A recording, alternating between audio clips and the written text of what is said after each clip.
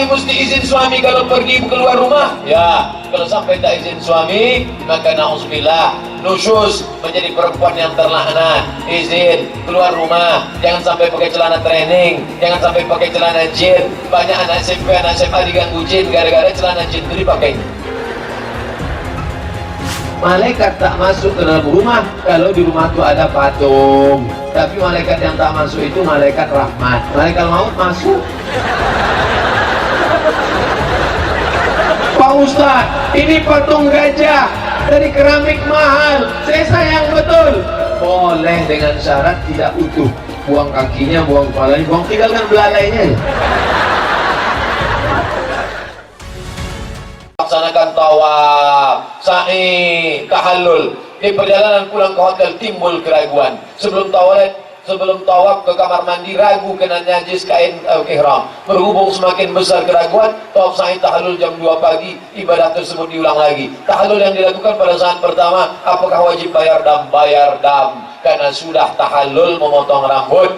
Membayar damnya di mana? Lantai 3 Hotel Hilton. Ini lift naik ke atas Hotel Hilton, bayar. Kalau bisa bahasa Arab, bayar dam.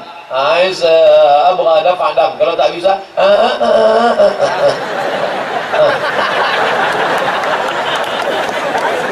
jangan bayar sembarangan tempat. Hotel Hilton ada di situ tulisan The Gift Pilgrimage, membayar untuk. Nah, makanya hati-hati. Rukun umrah itu ada 5. Berniat, tawaf, sa'i, tahallul, tartib.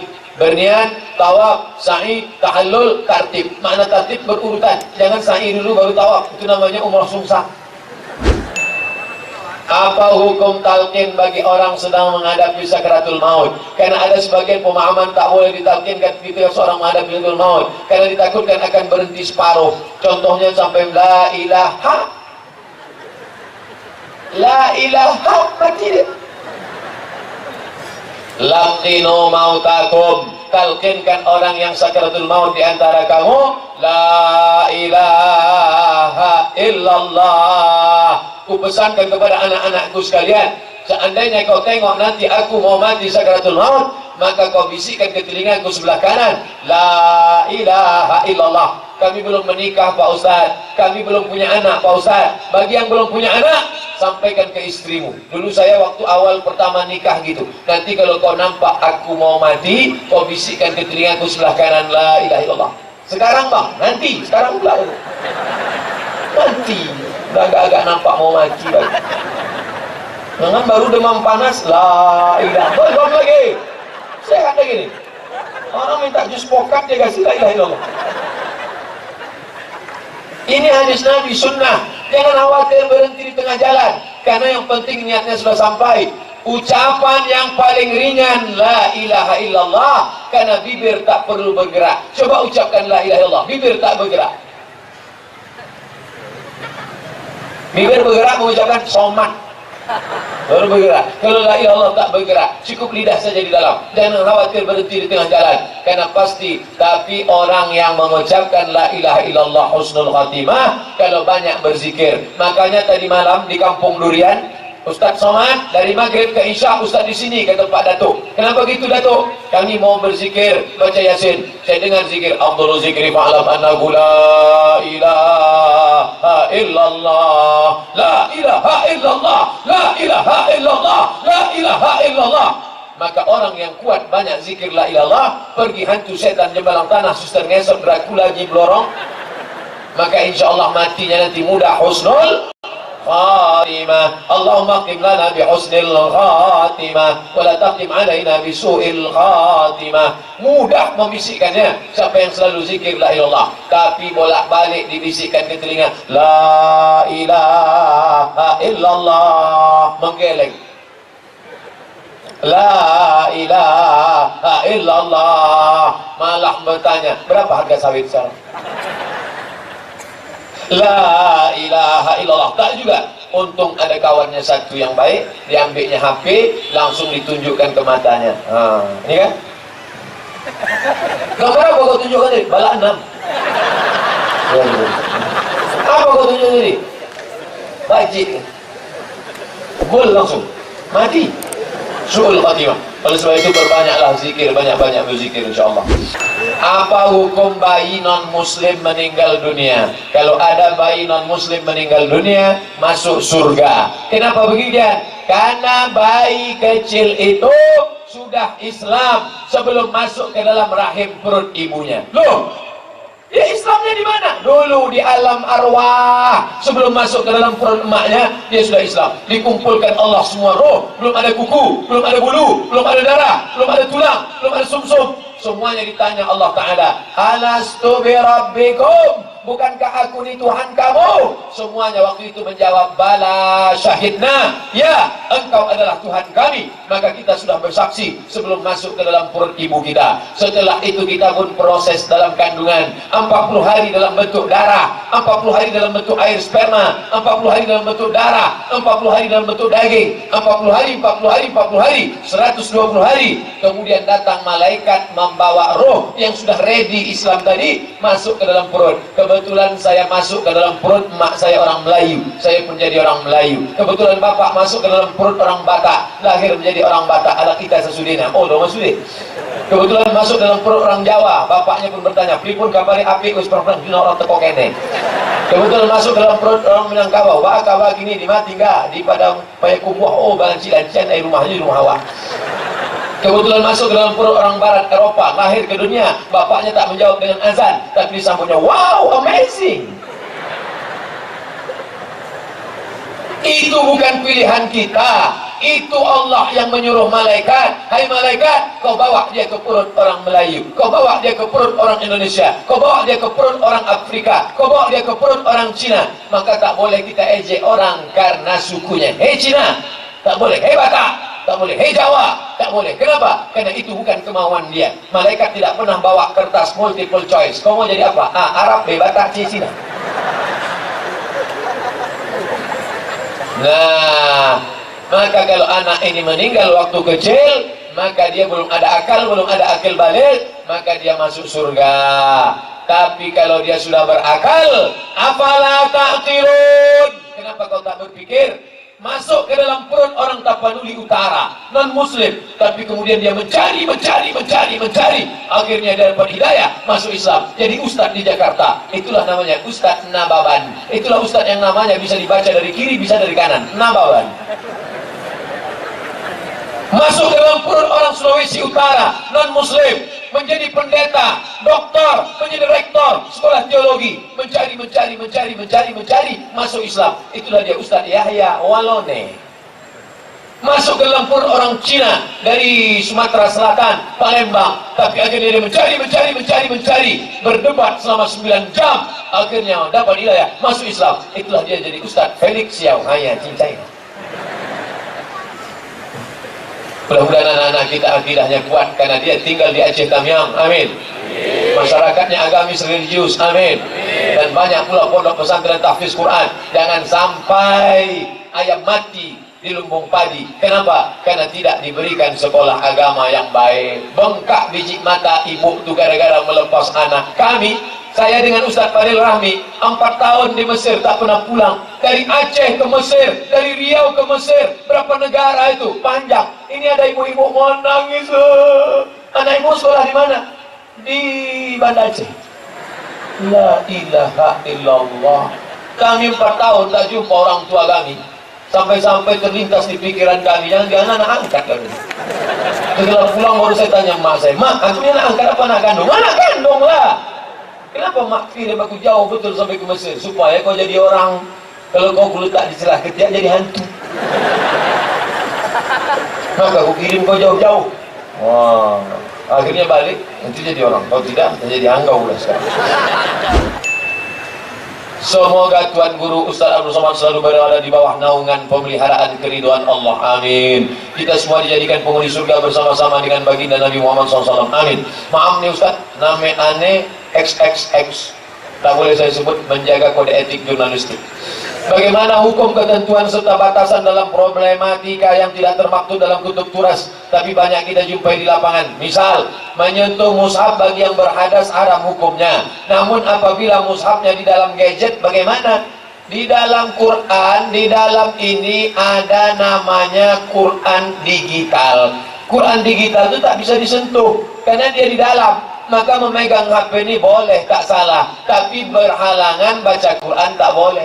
Membawa HP ya boleh. Bagaimana kalau Quran digital yang ada di dalam ini kita bawa ke WC? Boleh. Dibawa masuk ke WC? Boleh. Karena Qurannya di dalam. Dengan syarat jangan keluar suaranya, jangan nampak gambarnya. Ada orang bertahan mengatakan, kalau ada Quran di dalam, walaupun tak bersuara, walaupun tak bergambar, tak boleh dibawa masuk WC. Oh, kalau begitu besok kau mau masuk WC, otak kau tinggalkan di luar. Ini di dalam ini kan ada Quran, walaupun tak 30 juz, insya Allah juz 30 ada dalam. Yang penting bawa saja, tapi jangan berbunyi. Jangan pas masuk WC, Bismillahirrahmanirrahim. Itu baru tak boleh. Bolehkah mengajar ilmu agama dengan buka Google dan media online, sedangkan pengajian di majlis tak pernah hadir? Kenapa tak pernah ke masjid? Saya takut ke masjid, Pak Ustaz. Asal ke masjid, Pak saya mau mati aja.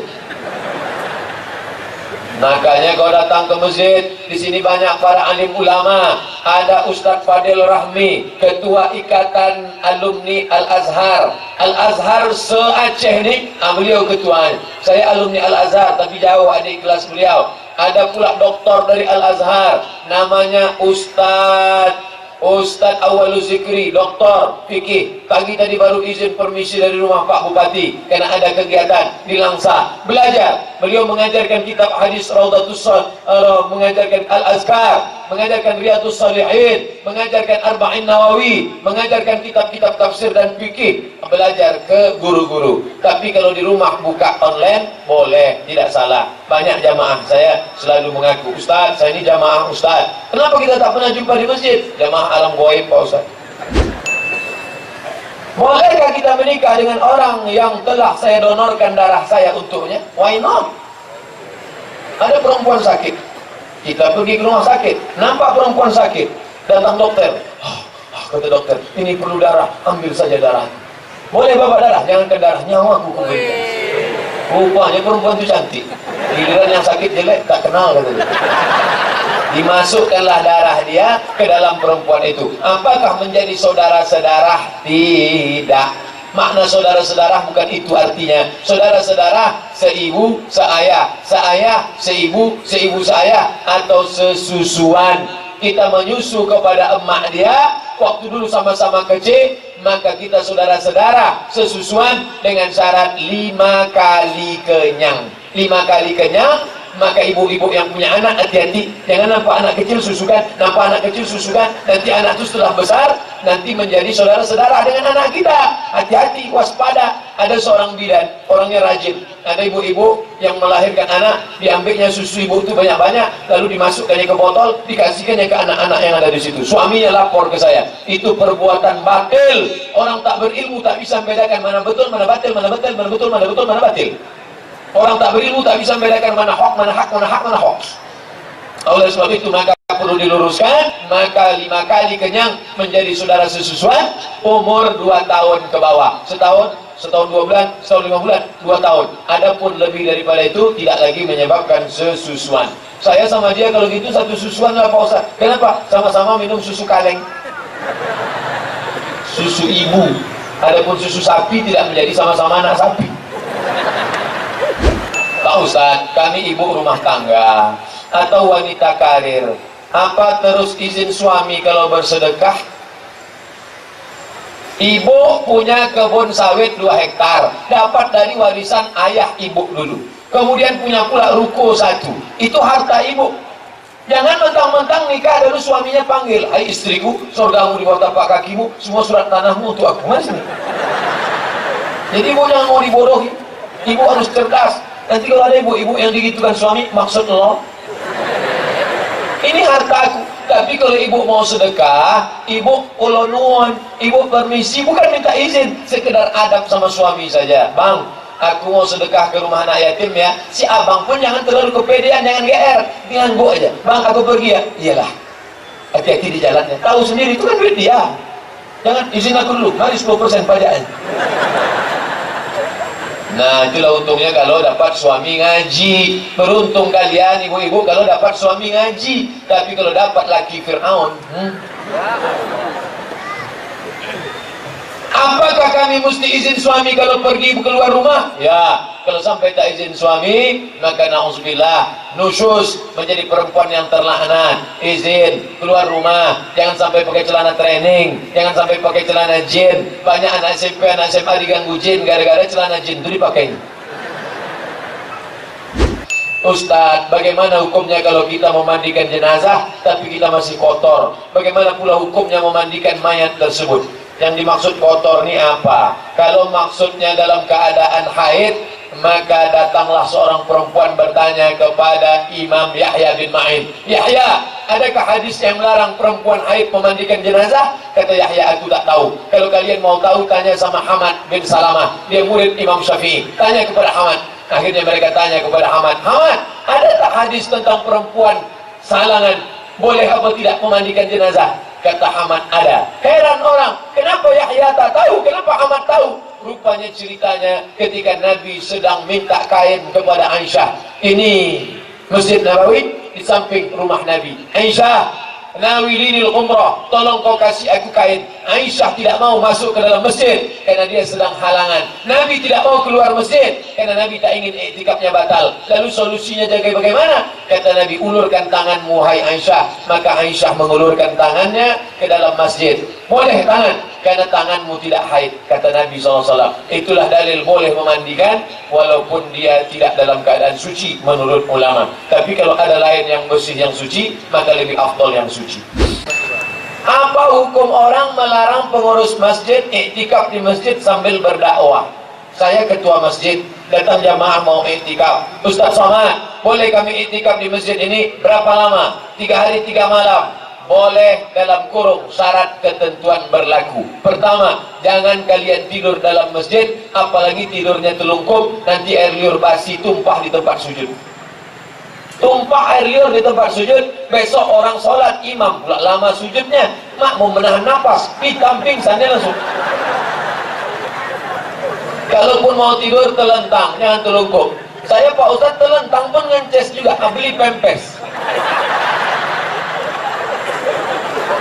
Syarat kedua, jangan menggantung-gantung pakaian bekas busuk belum bercuci dalam masjid.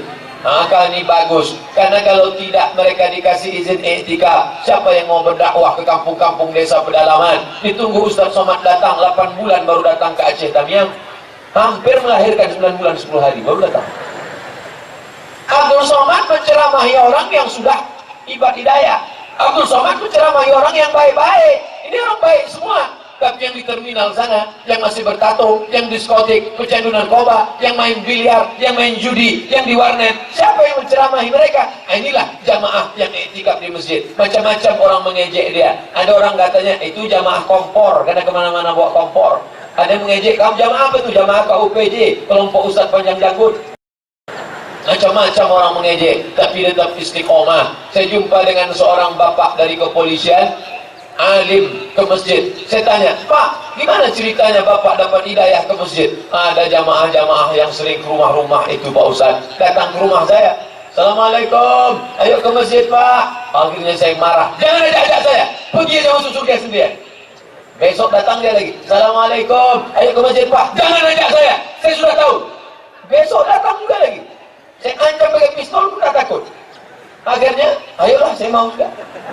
Berapa banyak orang dapat hidayah karena dia bukan ustaz, bukan LCMA, tak pernah di Kairo, tak pernah di Mesir, tapi mengkhususkan dirinya 3 hari, 40 hari, bahkan ada yang 4 bulan, bahkan ada yang setahun. Tapi tetap dengan syarat dan ketentuan berlaku. Bagaimana hukum membuat patung meletakkannya di puncak tugu monumen? Innal malaikata, malaikat tak masuk, la tadkhulul buyut, tak masuk ke dalam rumah fi hatamathil, kalau di rumah itu ada patung. Malaikat tak masuk ke dalam rumah kalau di rumah itu ada patung. Tapi malaikat yang tak masuk itu malaikat rahmat. Malaikat maut masuk. Pak Ustaz, ini patung gajah dari keramik mahal, saya sayang betul. Boleh dengan syarat tidak utuh. Buang kakinya, buang kepalanya, tinggalkan belalainya aja. Makanya di Saudi Arabia di airport Jeddah ada patung kuda, kepalanya ada, kakinya ada, perut tak ada. Saya pertama heran, kenapa perutnya tak ada? Rupanya kalau tak utuh boleh.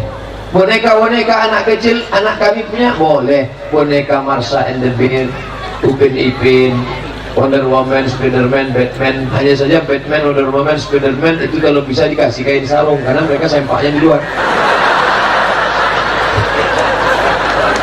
Mengapa boneka anak-anak boleh? Karena Nabi membiarkan boneka Aisyah, dibiarkan Nabi. Ini boleh. Bagaimana hukumnya seorang mengutip sumbangan di pinggir pasar besar, di samping jalan raya masjid, tapi orang mendapat untung dari gaji uang disumbang? Bagaimana jika imam masjid digaji dari uang sumbangan masjid? Imam Masjidil Haram itu digaji oleh pemerintah Saudi Arabia dari mana? Dari 7 pendapatan: zakat, wakaf, infak, sedekah, wasiat, hibah. Kalau dulu ada namanya ghanimah. Harta ini disimpan namanya Baitul Mal. Muazin, imam, guru mengaji itu dibayar dari Baitul Mal. Nabi itu tak ada digaji, Pak Ustaz. Inilah orang tak ngaji.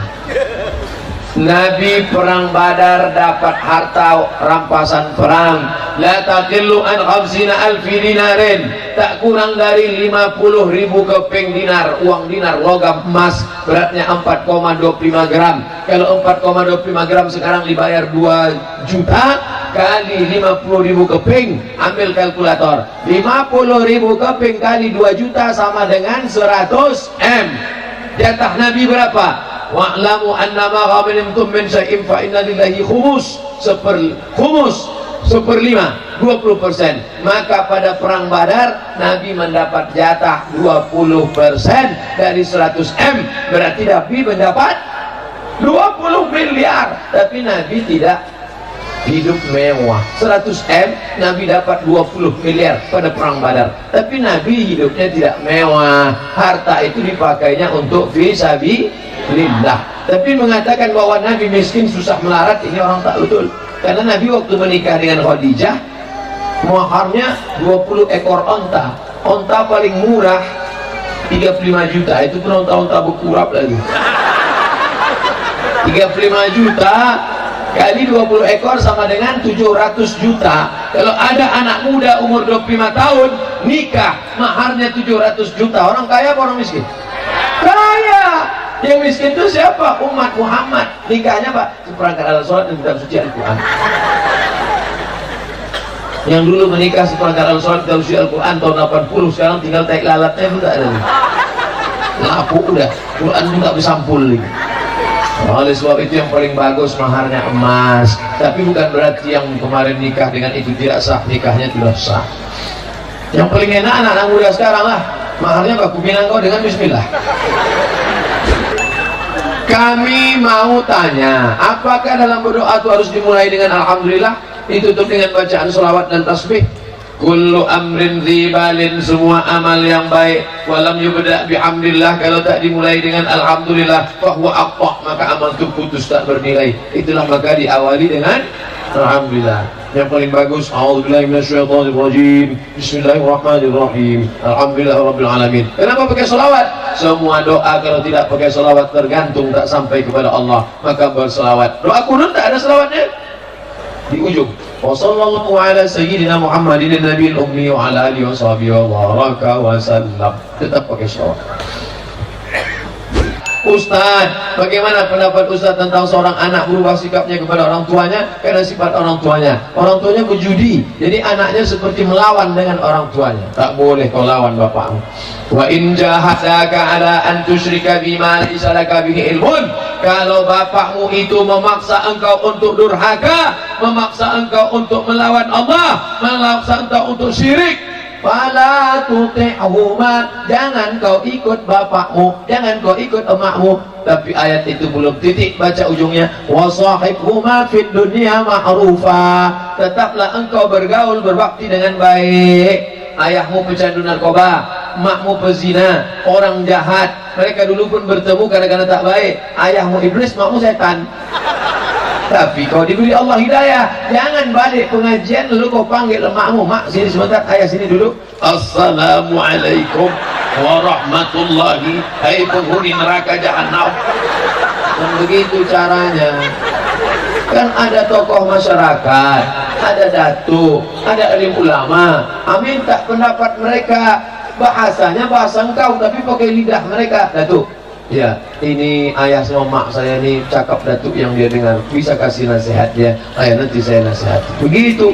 Ada pakcik ayah kita, ada orang tua kita, ada yang lebih dituakan di tengah keluarga, minta. Siapa yang di atas kita, minta sama dia, insya Allah. Pakcik, tolong nasihati ayah saya. Kenapa? Ayah saya tak sembahyang, tolong nasihati. Aku pun tak juga sembahyang. Sumpah seperti apa yang dikabulkan Allah? Apakah Allah mendengar sumpah dari orang yang tak beriman, pemabuk, tak sholat, tak pernah mengaji, tak pernah puasa? Orang itu menyumpahi anak kandungnya sendiri, aku sumpah kau tak menikah seumur hidup. Itu bukan sumpah, namanya laknat. Yang disebut sumpah itu bukan itu. Wallahi, tallahi, billahi, aku bersumpah tidak akan makan jengkol. Nah, itu namanya sumpah. Tapi sumpah itu bisa ditebus. Bagaimana cara menebusnya? La yu'akhidhukumullahu billaghwi fi aymanikum walakin yu'akhidhukum bima kasabat qulubukum. Fa kafaratu it'amu 'asharati masakin. Sumpahmu bisa kau tebus dengan membayar makan 10 fakir miskin. Au kiswatuhum, atau belikan pakaian 10 fakir miskin. Au tahriru raqabah, atau bebaskan budak hamba sahaya. Kalau tak sanggup, fasyamu salasati ayyam, puasa 3 hari. Makanya ibu jangan percaya sumpah bapak. Kalau ada bapak berkata, demi Allah ma, papa nggak akan nikah lagi. Aku udah tahu dah bang. 4 bisa tembusnya kan? Kasih makan 10 bagian miskin, kasih 10 pakaian, bebaskan budak, kau puasa 3 hari. Kau pikir aku tak tahu ya? Kami udah ngaji dah. Jadi yang dimaksud ini bukan sumpah, itu namanya laknat. Laknat kau jadi kata. Laknat kau jadi, itu tak boleh kita laknat. Ibu tak boleh melaknat anak, karena ada dulu orang melaknat anaknya, maka walaupun anak itu ahli ibadah, kena juga dia. Apa kata si ibu manggil, ya Juraij. Anaknya di dalam sedang ibadah, dia tak menyaut, karena bagi dia lebih baik mengingat Allah daripada menyaut ibu. Ya Juraij, dia tak juga menyaut. Ya Juraij, ya akhirnya berdoa si ibu. Apa kata si ibu? Allahumma la tumis wa taturihi wujuhal mumisat. Jangan kau matikan si Juraij sebelum biji matanya melihat wanita tunas susila PSK WTS orang jahat. Ditakdirkan Allah, tiba-tiba ada perempuan wanita tunas susila hamil, ditangkap. Siapa suamimu? Apa kata si perempuan itu? Juraij. Akhirnya Juraij ditangkap. Bohong kau Juraij, nampaknya kau selama ini ahli ibadah, rupanya kau berzina. Ini perempuan ini ambil gara-gara kau. Pas mereka mau membunuh dia, kata Juraij, tunggu, jangan bunuh aku, tunggu anaknya lahir. Setelah anaknya lahir, Juraij tusuk pusat anak itu dengan telunjuknya. Ya gulam, anak kecil, man abuka, who is your father? Bapak Ismail siapa? Siapa bapak kau Juraij? Siapa bapakmu anak kecil? Anak itu menjawab, Ra'il ghanam, bapakku pengembala kambing. Rupanya Allah hanya ingin mengabulkan doa si ibu, sehingga mata si Juraij pernah melihat wanita tunas susila. Makanya ibu kalau marah betul sama anak tak boleh panggil, hei hantu, tak boleh. Anak itu menjawab, kalau aku itu mak gendruwo. Makanya kalau marah betul panggil, oh lah calon gubernur sini. Oh lah paling marah betul, oh calon RT sini. Bapak RT yang buat kesinggungan. Pada saat akan masuk PNS menyogok. Ketika sudah jadi PNS, apakah bisa menggunakan uang gaji untuk ibadah haji? Sogok terbagi 2. Itulah yang saya dikritik oleh ICW kemarin, Indonesia Corruption Watch. Kata dia Abdul Somad sudah menghalalkan korupsi. Inilah bahayanya kalau nonton tidak penuh sampai akhir. Makanya belilah paket 2 giga. Begini ceritanya. Penerimaan guru syaratnya 3, IP 3,7, sudah menghonor 5 tahun, dan sarjana FKIP, Fakultas Keguruan dan Ilmu Pengetahuan. Datanglah orang bawa 3 syarat. Berapa tahun kau sudah menghonor? 5 tahun. Ini buktinya. Ijazahnya apa? FK. Nilai berapa? 3,7. Cukup syarat? Ya. Wani biro. Kau ini berapa? Saat itu dia membayar, dia sedang mengambil haknya. Sama macam jam saya ini jatuh, dijumpai orang. Jam besar kan dia? Bayar. Saya bayar, karena itu punya saya. Kalau mau tangkap, tangkap. Yang minta itu tangkap. Yang minta itu tangkap. Habisi dia. Karena dia sudah berbuat jahat, buat curang. Ini kalau tidak dibayarnya, maka akan diambil orang lain. Bahaya ini. Lalu yang riswah haram itu yang mana? Ini yang tak betul. Dibawanya IP 2,0, ijazahnya teknik sipil, mau honor baru sebulan, dia bayar dengan sekoper duit. Itu haram, itu duitnya. Gajinya haram, SPBD-nya haram, uang tunjangnya haram, uang sikutnya haram, uang tunjuknya haram, uang sundulnya haram. Haram semuanya. Makan haram saja dia. Dibawanya duit itu ke Makkah. Labbaik Allahumma labbaik. La labbaik wala sa'daik. Tak ada haji mabrur bagimu. Makanya jangan heran tak ada perubahan. Heran saya nengok Pak Haji itu Pak Ustaz. Dulu sebelum berangkat bercelana pendek dia. Sekarang tak bercelana sama sekali. Tak ada kesan ibadah dalam diri. Haji mabrur. Sedekah anak yatimnya tak diterima. Innallaha thayyibun la yaqbalu illa thayyiban. Allah Maha baik, Allah Maha suci, tidak menerima kecuali yang suci-suci saja. Kedua orang tua saya mencari nafkah rezeki dengan cara riba. Yang ingin saya tanyakan, adakah sah amalan ibadah saya sebagai anak yang sholah, uang makan dan lain sebagainya dapat dari orang tersebut? Orang tua saya berkata, jika tidak seperti ini kalian tak bisa sekolah. Jangan kasih anak-anak makan riba, makan haram. Pinjamkan duit 100.000 bayar 120, pinjamkan 1 juta bayar 1.200.000, pinjamkan 10 juta bayar 11 juta. Riba. Alladzina ya'kuluna riba, orang yang makan riba la yaqumuna illa kama yaqumul ladzi takhabbathu syaitanu minal mas, bangkit dari kubur macam orang kerasukan setan. Nanti kalau bangkit dari kubur, tengok kanan ada orang macam kerasukan setan, kau makan riba ya? Kata dia, aku pun nengok kau macam itu juga. Rupanya sama-sama makan riba. Dua, makan riba, masuk riba ke mulut berubah menjadi darah, darah masuk ke tangkai jantung menyembur ke otak, otak gelap hitam gara-gara makan riba. Anak-anak tak lagi bisa mengingat Allah, anak-anak tak ada berpikiran baik. Heran aku tengok anakku nih Pak Ustadz, sudah aku masukkan ke pesantren lari, sudah aku sekolahkan agama tapi tak sembahyang. Kenapa otaknya gelap? Gara-gara kau sumbatkan makan riba. Tiga, ketika dia berdoa, doanya tak dikabulkan Allah. Allahumma dina fi man hadait. Doa tak dikabulkan gara-gara apa? Gara-gara lidah makan riba. Empat, ibadah duit riba kau bawa ke Makkah menangis di pintu Ka'bah. Labbaik Allahumma labbaik, labbaik Allahumma labbaik. Apa kata malaikat? La labbaik wala sa'daik. Kau tak dapat panggilan, kau tak dapat kebahagiaan. Zaduka haram, karena kau berangkat dengan uang haram. Jangan sampai kena riba. Hai anakku, ayahmu riba, mudah-mudahan kau selamat insyaallah. Sekarang kau belum bisa, darurat boleh. Masuk ke dalam hutan, pilihannya dua, makan babi sama mati. Pilih mati apa makan babi? Mati. Jangan mati. Ya, mati bapak itu kawinnya. Boleh makan babi. Jangan pilih mati tapi makan babi. Ambil babi, colet-colet pakai kecap. Karena kalau tak itu mati. Sementara datang pisang. Setelah kawan datang bawa pisang, bro, udah ada pisang, berhenti kau makan babi. Enggak, enak babi ini. Jangan kau lanjutkan. Itu standar dasar hukumnya apa? Akhafud dararain, memilih mudarat yang ringan di antara yang berat. Ada uang kas pendidikan 50.000 saya pakai. Saya benar-benar lupa bagaimana cara membayarnya Pak Ustaz. Apa saya harus bayar 50.000 ke seksi pendidikan yang sekarang, atau cukup bersedekah ke masjid? Kau bayar kepada dia, Bu, jadi 50.000 ke seksi pendidikan. Duit apa nih? Ambil aja lah Bu, saya tanya lagi.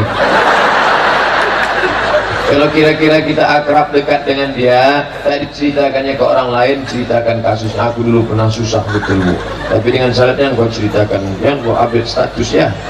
Oh, insyaallah. Tapi kalau kira-kira bayar serahkan sesuai, begitu juga. Wa may yaghlul, siapa yang curang, ya'ti bima ghalla yaumil qiyamah, kau akan membawa kecuranganmu nanti hari kiamat. Kalau tak kau bayar, akan nanti di akhirat kau mikul duit 50.000. Nanti di akhirat ada orang mikul duit 50.000. Ada juga mikul Toyota Avanza plat merah. Ada juga mikul bakwan. Yang dulu SMP makan 3 bayar 1.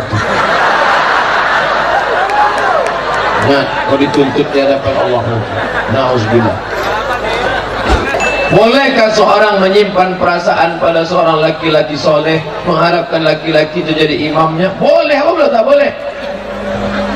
Cinta itu adalah anugerah dari Allah Subhanahu wa ta'ala. Suka tak bisa dipaksa. Bisa tak kita paksa? Kau harus suka, tak bisa.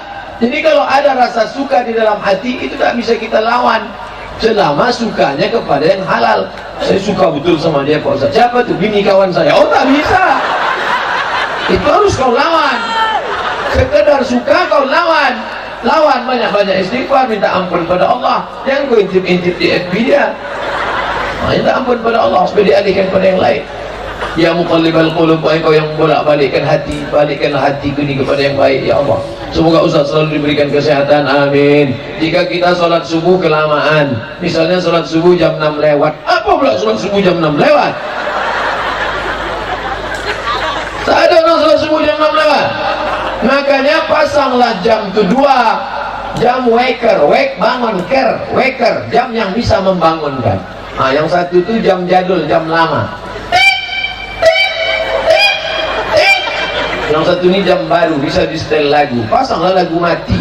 Mana lagu mati? Mati. Na na na na. Pasang ini. Atau lagu Ustaz dari Sulaiman. Orang kaya mati, orang miskin mati, Ustaz mati. Atau lagu nasihat ibu-ibu. Bila Israel datang. Insya Allah, coba setel malam ini, insya Allah terbangun. As-salatu khairum minan naum. Besok ditanya orang, kau kenapa tak ke masjid? Salah muazzinnya, lagunya slow betul. Besok di bawah sama muazzin. As-salatu khairum minan naum. Tetap juga tak ke masjid. Orang telinga udah dikencingi setan. Man nama, siapa yang tidur walam yusalli, sampai tak sembahyang subuh, balas syaitanu fi udunai, setan kencing di telinganya. Untung Allah masih sayang. Kalau Allah tak sayang, nampak tertulis di situ WC, toilet. Bangun subuh. Ibu-ibu, kapan terakhir membangunkan anak subuh? Bangun, bangun. Bapak, kapan terakhir mengajak anak sholat subuh? Ayo. Anak itu diajak, bukan disuruh. Pergi masjid, pergi masjid, pergi masjid. Ayah tak masjid, ayah tak dewasa dah. Di bawah dia ke masjid. Tapi anak-anak yang dibawa ke masjid itu anak-anak yang sudah mumayyiz, 5, 6, 7, 8, 9, 10. Adapun 1, 2, 3, 4 tak bisa dibawa ke masjid. Karena anak-anak ini tak bisa ditunjuk ajar. Anak 1, 2, 3, 4 kalau kita gini kan, awak pula digini kan. Ustaz kok tahu? Udah saya coba. Tak bisa ditunjuk ajar. Tapi anak-anak yang udah 5, 6, 7 bisa. Ini anak 1, 2, 3, 4 dibawa ke masjid. Bapak-bapak yang tua kacamatanya letak di bawah. Begitu dia tahu kan, anak itu pun lari. Asal lewat anak itu, hai katanya. Hai katanya.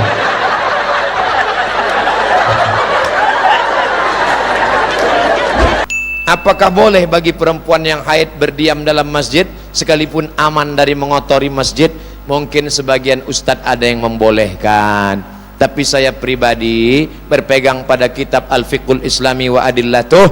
Perempuan yang haid tidak boleh iktikaf tidak boleh dalam masjid, tidak boleh megang Quran, tidak boleh bawa Quran, tidak boleh baca Quran, tidak boleh tawaf, tidak boleh sholat, tidak boleh puasa. Boleh dua, perempuan yang haid ngulang hafalan, kebetulan dia hafal Quran, boleh, tapi ngulang hafalannya dalam hati. Makanya kalau nanti bapak ibu ada ngelihat perempuan diam aja, berarti ngulang hafalan. Kalau dia hafal Quran, kalau nggak hafal berarti kurang belanja. Dua, kalau guru ngajar di lokal tapi bacanya potong-potong, ya ayyuha alladzina amanu ittaqullah, takwalah kepada Allah haqqa tuqatih, nggak boleh langsung nyambung. Ibu-ibu guru yang ngajar di TK, di MDA boleh, dengan syarat potong-potong. Begitu yang saya baca. Ustadz, gimana cara menasehati orang tua kita kalau dia berbuat salah tapi kita takut untuk menasehatinya? Ini anaknya udah ngaji, jangan mentang-mentang kalian sudah sholawatan, sudah tahlilan, sudah yasinan, sudah ngaji, orang tua kalian belum sholat, lalu pulang dari sini langsung manggil, ayah sini, mama sini, duduk, assalamualaikum warahmatullahi wabarakatuh, ya ayyuhalladzina amanu. Kan begitu. Wa in jahadaka ala an tusyrika bi ma laysa laka bihi ilmun. Kalau orang tuamu itu memaksamu untuk mempersekutukan aku, fala tuti'huma, jangan kau persekutukan, jangan kau patuh. Tapi untuk melawan tetap tak boleh. Wa sahibhuma fid dunya ma'rufa, maka tetap bergaul dengan baik, jangan lidah kasar. Tapi ayah saya nggak sholat Pak Ustadz. Dia kerja di mana ayahmu itu? Ayah saya kerja di Pemda Banjar. Minta Pak Bupati nasihati dia, panggil dia sini, kamu nggak sholat ya? Loh kok bapak tahu? Laporannya udah masuk. Cari ulama, cari sahabat, cari tokoh masyarakat yang kira-kira omongannya didengar. Jangan kalian menasihati dia, nggak masuk. Ustadz boleh ndak kita golput? Jangan. Yang sudah ngaji, yang sudah maulid, yang sudah sholat, yang sudah puasa sunat, yang sudah tahajud, golput. Ingat, yang homo nyoblos, yang sabu-sabu, putau, sakau nyoblos. Maka kalau kalian tidak nyoblos, jangan heran nanti akan naik DPR, DPRD, DPR RI, DPD, pemabuk, peminum khamar. Kenapa? Gara-gara yang baik tidak nyoblos. Kita tidak lagi tinggal di kerajaan Banjar, kita tidak lagi tinggal di kerajaan Melayu Siak Sri Indrapura. Kita sekarang tinggal di negara demokrasi. Suara terbanyak itulah yang benar. Maka orang yang banyak malam ini berkumpul 20.000 orang, ini bisa mendudukkan paling tidak 4 calon anggota legislatif. Siap mendudukkan orang yang baik-baik? Takbir. Dari suaranya yakin saya. Apa hukumnya kerja di tempat non muslim? Apakah gajinya halal? Sayyidina Ali pindah ke Madinah, tidak ada uang, kerja di rumah orang Yahudi. Di Madinah ada Yahudi Bani Nadir, Yahudi Bani Quraizah, Yahudi Qainuqa. Lalu mereka mengambil upah menimba air, dilaporkan ke Nabi Muhammad sallallahu alaihi. Ya Rasulullah, ya itu Ali ngambil upah, ngambil air, menimba air di rumah Yahudi, ngambil upah. Nabi membolehkan. Itulah dalil boleh kerja di tempat non muslim, perusahaan non muslim. Tapi kalau dia mewajibkan buka aurat, jangan. Disuruhnya ninggalkan sholat Jumat, jangan. Maka perda kita mesti kuat. DPR mengeluarkan peraturan daerah, semua perusahaan yang masuk, perusahaan asing, perusahaan non muslim, mesti menghormati muslim, tetap bisa menjalankan syariat agamanya. Setuju? Pilihlah anggota-anggota dewan, DPR RI, DPR provinsi, DPR kota, DPR kabupaten, DPD yang mengeluarkan aturan, membuat prioritas pada umat Islam. Jangan sampai umat Islam mayoritas tapi tidak prioritas. Betul? Apa hukumnya bekerja itu Pak Ustadz? Boleh, tapi kalau sudah dia paksa ritual agama, dipaksanya makan yang haram, wala ana abidum ma'abattum wala antum abiduna ma'abud lakum dinukum. Pak Ustadz yang saya cintai, Apa hukumnya menerima uang dalam pemilu? Oh, ar-rishwah fil intikhabat. Yas'aluna ma hukmu akhdhun nuqud fil intikhabat. Apa hukum ngambil uang sogok? Ar-rashi wal murtashi. La'ana Rasulullah sallallahu alaihi wasallam ar-rashi wal murtashi. Ambil uangnya, jangan coblos orangnya. Setuju? Ambil uangnya, serahkan ke panti jompo, anak yatim, fakir miskin. Setuju? Enggak sekuat yang pertama. Ambil uangnya, jangan coblos orangnya. Setuju? Serahkan ke anak yatim. Setuju? Sekali haram tetap haram. Pak Ustadz, ini dari Banjar Pak Ustadz. Oke, Ustadz yang ceramah kemarin di Masjid Al-Karamah, betul. Ini ada yang ngasih uang 100.000 Pak Ustadz, haram. 1 juta Pak Ustadz, oh banyak juga itu. Sekali haram tetap haram. Jangan. Hindari money politik, hindari hate speech, hindari hoax. Wujudkan pileg dan pilpres aman, damai, sejahtera menuju Indonesia yang berdaulat. Siap? Bagaimana menanggapi bila ada punya teman gay? Soal bas. Bas'alu 'anil gay, LGBT nani, liwat. Bas'al, yadhakun. Apa? Kalau ada yang gay, penanganannya 2. Yang pertama, ruqyah. Ini true story, kisah nyata. Yang cerita Ustadz Saifullah namanya, Ketua Arsi, Asosiasi Ruqyah Syariah Indonesia. Ketika di ruqyah, orang gay ini ternyata sedang diganggu jin LGBT. Setelah dibacakan, mereka pun keluar sehat. Yang kedua, minta bantuan dari Bapak TNI Polri, Bapak Dandim, Bapak Kapolres. Dikumpulkan GG ini, dibuat program namanya Be a Man. Ajarkan mereka silat Banjar, ajarkan mereka karate. Memang awal-awalnya dia agak lemas, gitu. Tapi lama-lama dia kuat. Oleh sebab itu mesti. Nah, yang pertama ruqyah, yang kedua ajak dia maulid, ajak dia baca habsyi, simtud durar, bacakan ayat kursi, insyaallah dia sehat. Apa hukumnya nitipkan orang tua di panti asuhan? Salah. Nitipkan orang tua di panti jompo.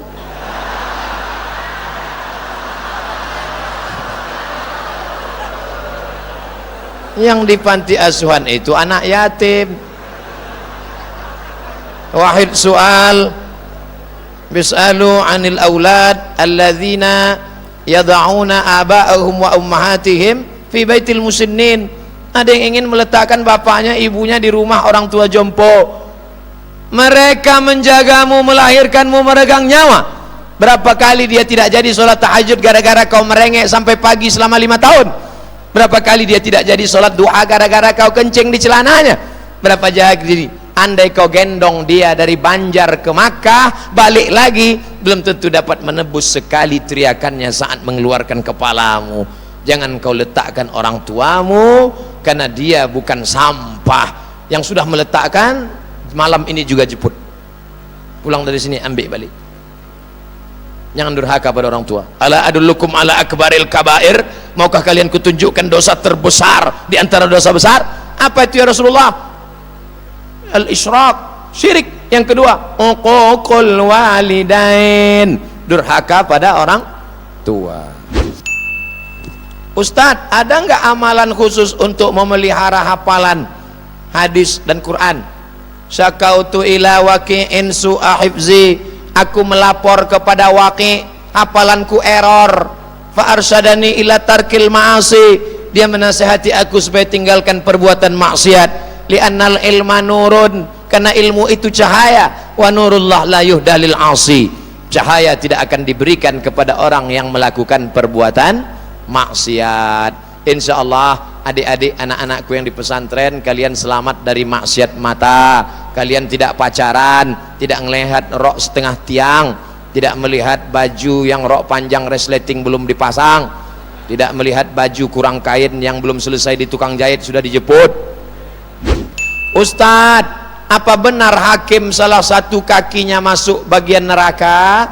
Al-qudatu salasatun. Hakim itu ada 3. Hakim yang tahu hukum Allah, menggunakan hukum Allah, dia selamat. Hakim yang tahu hukum Allah tapi tidak pakai hukum Allah, tidak selamat. Hakim yang tidak tahu hukum Allah dan menghukum tidak dengan hukum Allah, maka hakim itu 3, yang selamat cuma 1/3, yang 2/3 neraka jahanam. Kita doakan hakim-hakim kita masuk yang golongan 1/3. Yang tahu hukum, dia gunakan pengetahuannya. Yang tahu hukum tapi tidak menggunakan, nauzubillah, tidak tahu hukum dan menggunakan ketidaktahuannya. Maka mudah-mudahan anak-anak kita yang tamat pesantren, hai anak-anak Banjar tamat pesantren, kalian lanjutkan S1 kalian ke Fakultas Hukum, SH. Habis itu ambil S2, MH. Habis itu ambil S3 ke Leiden, Belanda. Nanti titel kalian SH, MH, PhD, Doctor of Philosophy. Kalian buka pengacara, LBH, Lembaga Bantuan Hukum. Siapa yang akan kalian bela? Ustadz Abdul Somad, mungkin ada orang yang ingin menjelekkannya, kalian yang akan membela saya insyaallah. Amin. Apa hukumnya zakat profesi seperti ASN, pengacara, anggota dewan? Basnas, Badan Amil Zakat Nasional, pertemuan di Jakarta, zakat potong atas 2,5%. Ada yang lewat ceramah nggak mempan, tapi ada yang lewat perda ternyata lebih ampuh. Mudah-mudahan pegawai-pegawai kita membayar zakatnya sehingga terbantulah fakir miskin insyaallah. Amin. Saya banyak dibantu oleh Badan Amil Zakat PLN, perusahaan listrik negara. Makanya kalau ada pemadaman saya nggak terlalu marah. Kenapa ini lampu mati? Setelah ASN PLN banyak. Saya Bapak Ibu ceramahnya dari kampung ke kampung, dari hutan ke hutan, dari Pekanbaru lewat Indragiri Hulu, lewat lagi masuk ke hutan, sampai di hutan jalan kaki naik sampan 7 jam. Sampai di dalam barulah kami bertemu masjid yang seperti kandang kambing, lantainya tanah, foto, sampaikan ke PLN, keluar zakat dari PLN, berdiri masjid, berdiri lokal-lokal, berdiri. Nah, ini bagus, produktif, bagus sekali.